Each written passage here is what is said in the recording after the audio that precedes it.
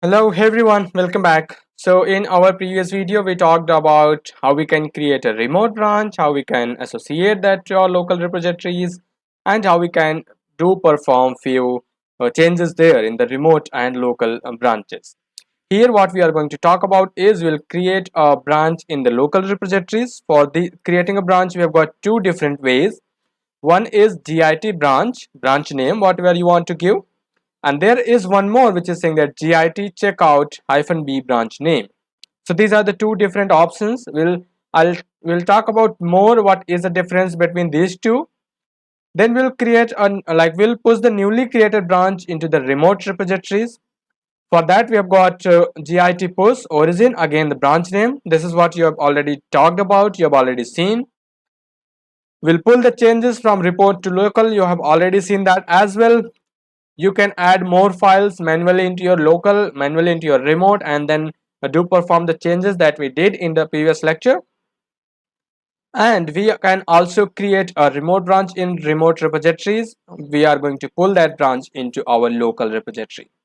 So these are the few things that we are going to talk about, and let's quickly start. This is our folder, this is our local repository where we are in. And now what we are going to talk about is we are going to create a branch. So if we say that if you wanted to see what are all the branch we have associated with this repository, we can run a command called git branch. You will see there is only one branch which is saying that master. But as a best practice in the real world, you will not be working on the master branch. You will be working on the copy of a master branch, your own branch that you have got. So how you can create the copy of a master where you can make the changes. So what you will do is you just need to run a command called git branch, and you need to branch name. So we'll say that I'll say that let's say I'm going to give my name and say that developer. Now we have created a branch. How you will get to know the branch has been created or not? Again, run a command called git branch. This time you will see there are two branches, and now you have noticed there is an asterisk sign next to master, but there is no asterisk sign next to developer, Amit developer. Now what is the reason behind this? This asterisk sign is telling you that currently you are in master branch. If you wanted to go to developer branch, what you need to do is you need to run a command called git checkout, and then you need to give the branch name which is saying that Amit developer, and you are switched to this branch, you can see. And now if you want to run again the same command, you will say Amit developer. Again, this is also very good, or we can say best practice, to check which branch you are on before start working, because so that you cannot accidentally make the changes to the branch which you are not authorized to or you don't want it to.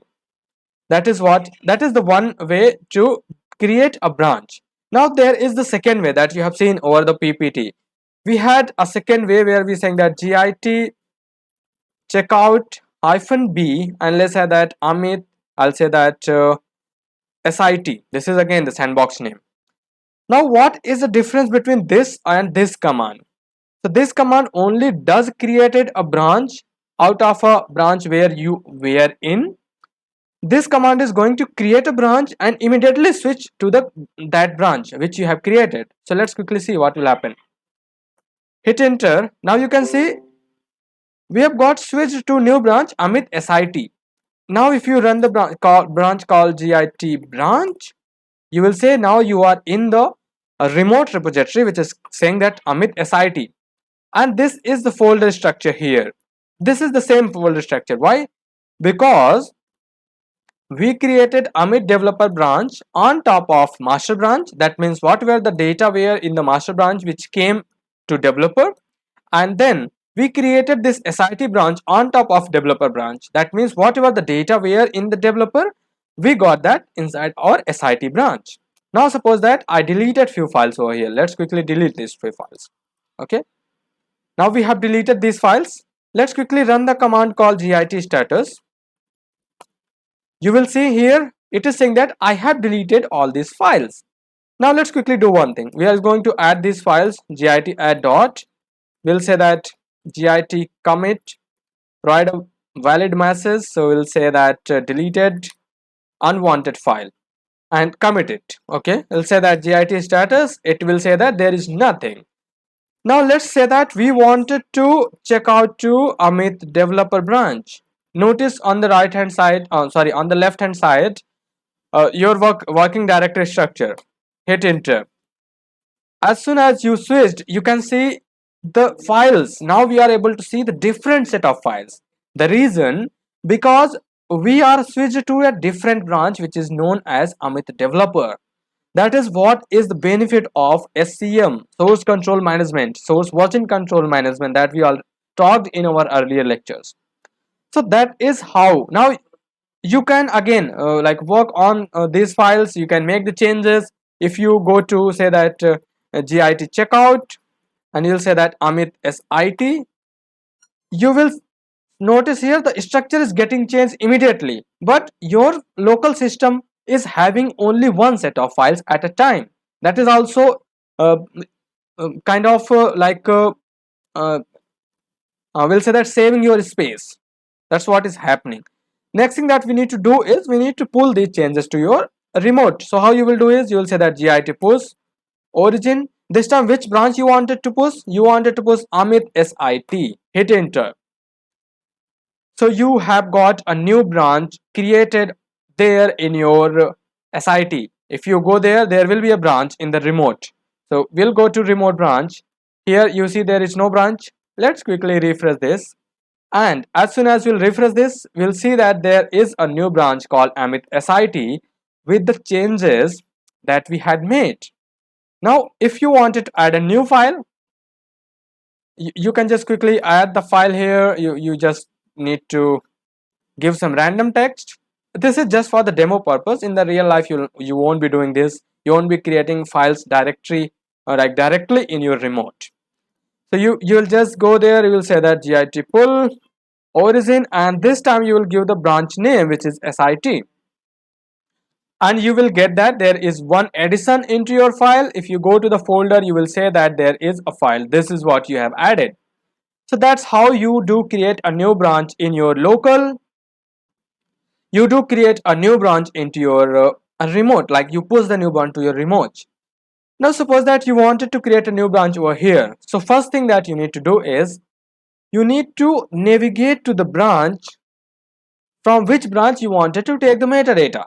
Suppose that I wanted to create a branch on top of SIT. Okay, so what you will do is just click on drop down and you need to search here. Let's say that I'm saying that Amit hotfix. Okay, you see there is no branch. It will say create branch. Just go ahead, add it. Okay, now you see there all the changes, all the files that I have got from the SIT because I have created these files from SIT. Oh sorry, this branch from SIT. Now suppose that I wanted to create from a master. Okay, so I'll just go here in the master. I'll say that pre-prod and I'll create this.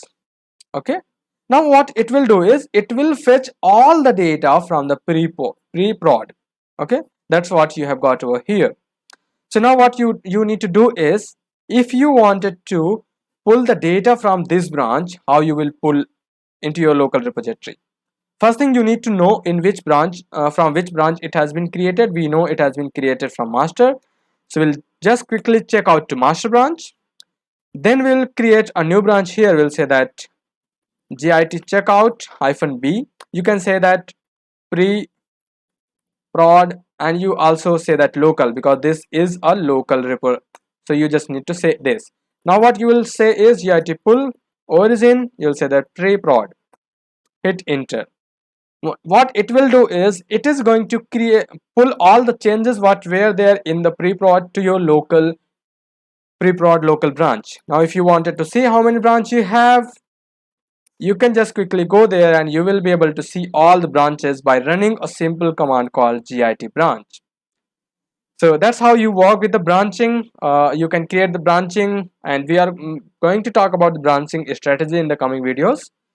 So that's all about this video, and I'll talk you into the next video, and thank you for your time.